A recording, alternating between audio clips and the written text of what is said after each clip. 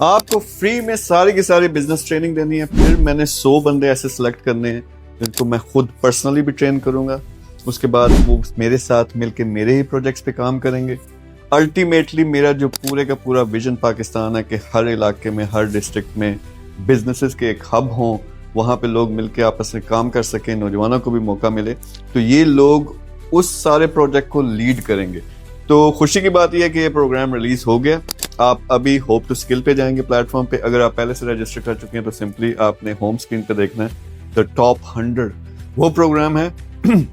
उसकी पहली 5 वीडियो होंगी, वो आपने वन स्टेप बाय स्टेप देखनी है। कम से कम 1 हफ्ता आपने लगाना है क्योंकि बहुत सारा नॉलेज है उसमें, आपने नोट्स लेने हैं।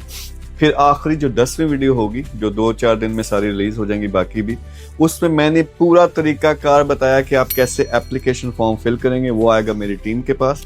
उसमें से फिर मैंने 100 बंदे सेलेक्ट करने हैं। मेरी कोशिश ये है कि ये 100 बंदे अगले 3 से 5 साल के अंदर मल्टी मिलियनर, डॉलर वाले मल्टी मिलियनर बने, अपनी अपनी बिजनेस एम्पायर्स बनाएं।